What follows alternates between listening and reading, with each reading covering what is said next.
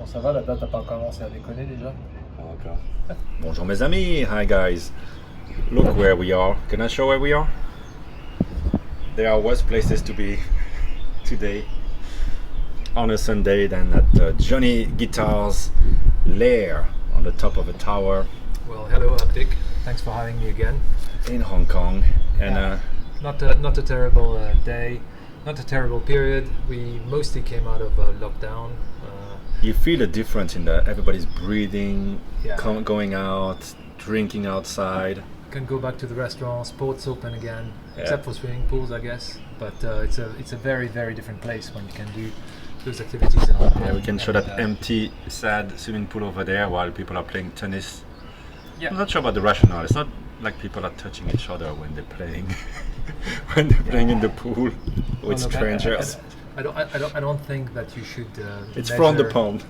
the what the government does here through rationality, Yeah. or through a rational lens. They just do stuff, and sometimes it sticks, and sometimes it doesn't.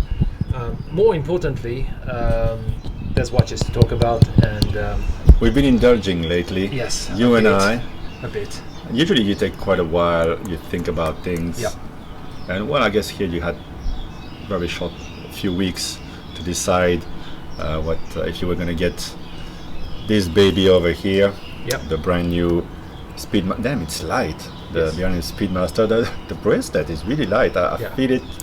It's the first time I touch it actually.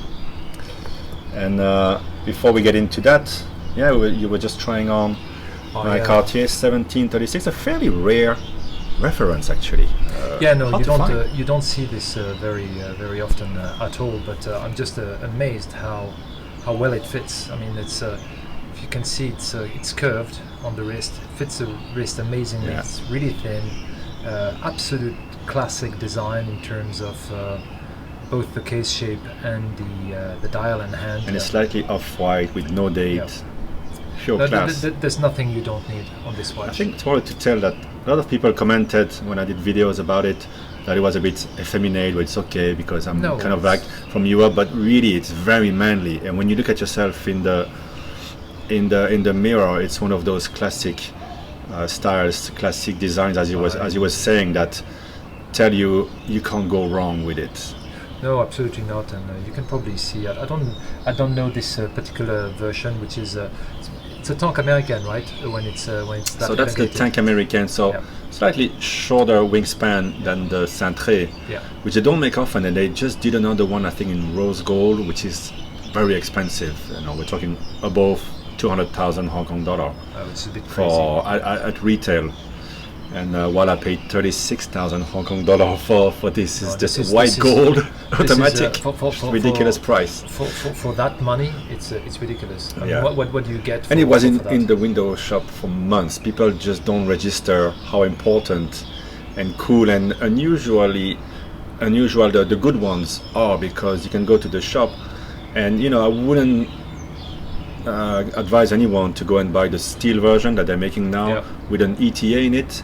It's going to have a little underbelly, Yeah. Okay. and it's it's a very cheap movement, and that's what we value. I think is also the thinness in watchmaking, which is what quality watchmaking is about.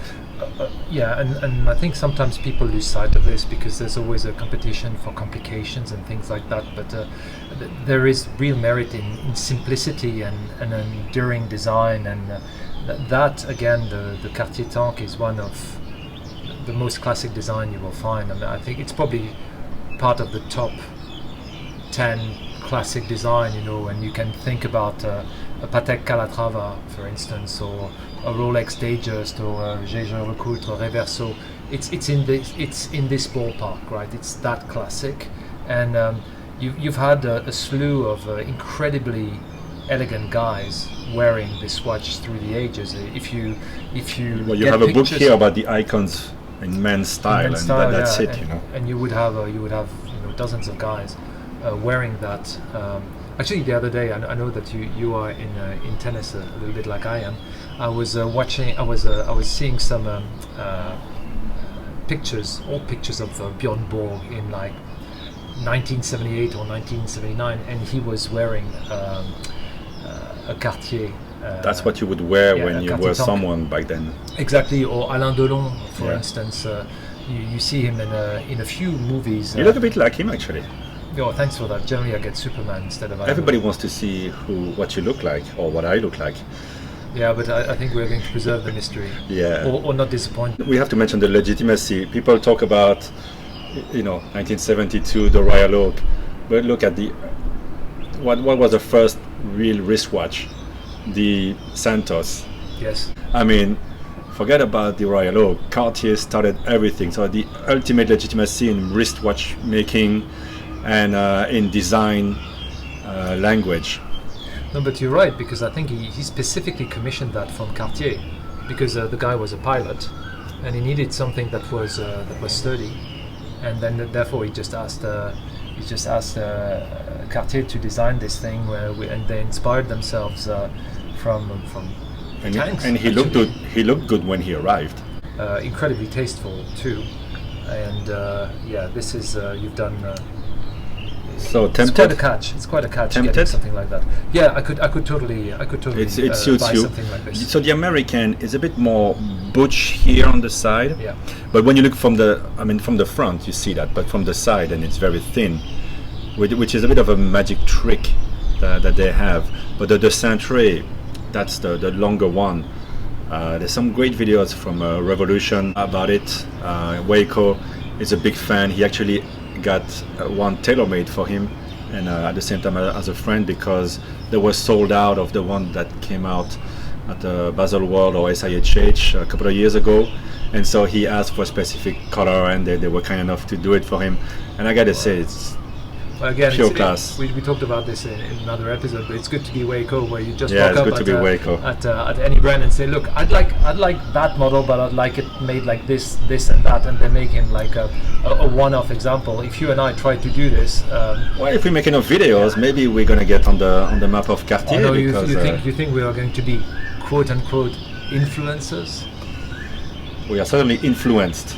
We are certainly influenced. That's for sure. So anyway, that's a great watch. Love this with a shirt, but even with a polo, I mean, you can wear this pretty easily. It's very smart, obviously.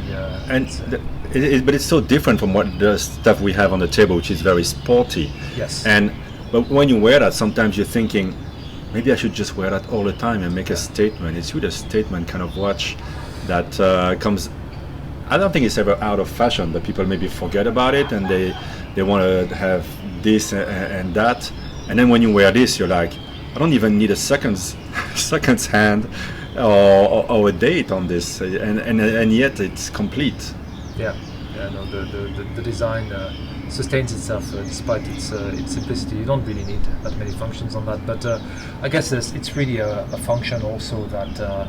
Everybody's crazy about sports watches these days. I'm kind of wondering when the wave is going to turn towards more dressy watches again, in the same way that the wave turned away from gigantic watches, and now the sizes are coming down.